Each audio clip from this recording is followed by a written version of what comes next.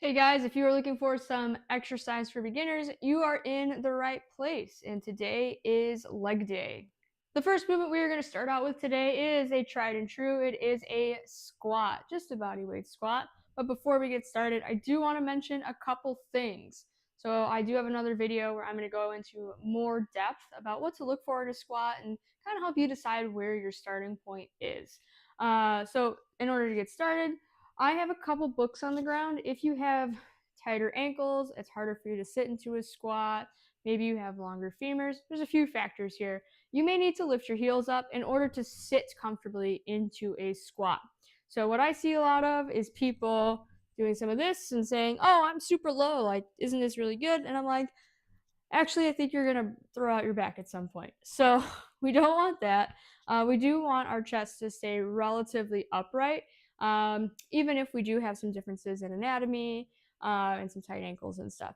So we don't want too much pressure on that low back. There's obviously different angles that are right for different people, but kind of knowing where your starting point is important to picking the right type of squat and the right type of support for your squat, right? So I have tight ankles, so I don't wear shoes in the house, so I will be using some books. These are about maybe an inch, a little over an inch.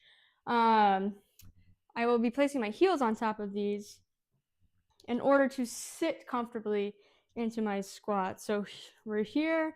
My feet are a little wider. I have a slightly longer femur, right? So I'm going to have a slightly wider stance, not a super narrow stance. And my feet are going to be pointing outward, maybe about 30 degrees up to 45, but that feels a little wide to go 45. So we're here, we're nice and tall, we're gonna sit straight into our squat. See, I am nice and low. I do not expect this from everybody. I have worked very hard for this, right? But I'm below parallel. What does parallel mean? Parallel means you are 90 degrees at the knee and at the hip, right? So here, 90 degrees. All right, if you're below parallel, you're below that. If you're parallel to the floor. Okay. So you always hear that ass to grass or you have to sit really low. You don't have to sit past parallel. It's just not true. So what I'm going to tell you is I try to work people to getting their knee to at least 90 degrees, to get their leg to at least parallel or as close to it as possible. I want people to gain as much range of motion as they can, for as long as they can. If I get to a point where they're just limited and they're not going to get past that, that's totally fine. But try and push yourself to gain that range. The more strength you have now, especially the younger you are, the better you're going to be able to maintain that for as long as possible. All right. So we have our squats. We're nice and upright. Down, up, down, up, down, up. All right. We also want to make sure we are engaging our core when we're squatting. Okay. So no arch lower backs, nice and tucked and strong. Okay. When you start using weights with your squats, this is going to get way more engaged, okay? And as you start getting heavier, you're gonna start using your core to help support that lift. All right, well, we're done with this. So place your books off to the side if you need to. From here, we are gonna go into a split squat. I love starting people with split squats because I think it's very beginner friendly, depending on where you need to start. So I'm going to start you from the floor, okay? I'm going to show you from this side. Your foot is firmly planted into the ground, or your toes, and your whole foot firmly planted in front of you. Looking for 90 degrees at the knee here, 90 degrees at the knee here. And ideally, you drive your feet into the floor and come up. Down, up, down, up. Now, what can be difficult about this in the beginning is getting up. But if you're having a hard time getting up, then I would say this is probably something you should be doing, right? We don't want to be older, not able to get off the floor. So that's why I like starting people with this type of movement, because I want to ensure that you can get up off the floor and you can maintain that ability. So again, we're here, up, down. Again, keeping that core nice and engaged the whole time. If the reps is too difficult, you're just going to do a hold and a hover right across the floor. If you need to hold on to a chair, something, that's totally fine. But you're going to hang out in this position for as long as you can. Try and shoot for 10 seconds. Okay? Okay, so our third movement is going to be like an inverted hip thrust off an ottoman, a coffee table, sofa, whatever you've got. All right, so you're going to be laying on the ground on your back. All right, and I want your heels on top of your flat surface above you here. And I want your knee at 90 degrees. All right, what you're going to do, I want to make sure that your lower back is nice and flat against the floor. So no arching here. You shouldn't be able to fit your hand back here. Don't want that.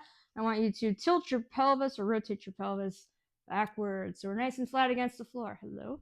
All right, heels into our flat surface, and we're going to maintain that core position and come up and back down.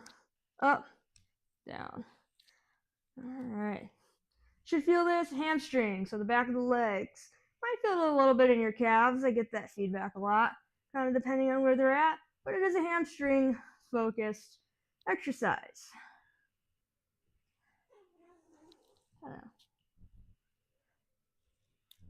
Okay, number 4, you're going to find some wall space behind you here. And we're going to do a wall sit. So we should all be familiar with this. All right, we want to get, again, we want that parallel position. So we want our thigh to be parallel to the ground, 90 degrees at the knee. This is kind of whatever your squat distance is, right?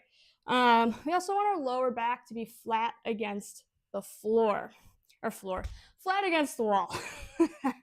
Want our low back to be flat against the wall, so we want that core engagement. This is pretty quad heavy, but if you do squeeze your glutes, you get a little bit of help. Right, you're just going to hang out here for 30 seconds to a minute, whatever you can manage. Ugh. Last but not least, we're going to do a calf raise. I know we've done these before, but that was more for your feet. This is going to be a little bit more for your calves. So stack your books. I like to do them on a slight incline. Gives you a little bit more range of motion when doing the calf raise, but doing them flat on the floor is a perfectly fine place to start. All right, so you're going to place your feet on top of your raised surface at like the ball of your foot. You're going to come up, down, whoop, losing my balance, up, down. So I don't often have people doing these freely without any support. Usually I would have people do them against the wall so that they can just focus on the calf raise and not so much their balance. So normally I'd have someone like just place their fingertips or something against the wall. All right, and then that's it. Calf raises can be done at a very high rep range. I often have people just do as many as they can until they kind of get tired, especially if you're not dealing with any weights at home. You can't do too many. So you use your feet and you walk them every day, right? So you need strong calves. Okay, well, that is all for today. That's your 5 exercises for your first leg day. Congratulations. Stay tuned if you like my content. Subscribe to my channel. I have a new video every week. I try to make exercise videos for people just starting their journey. If you have any questions, please reach out to me. I'm happy to answer them.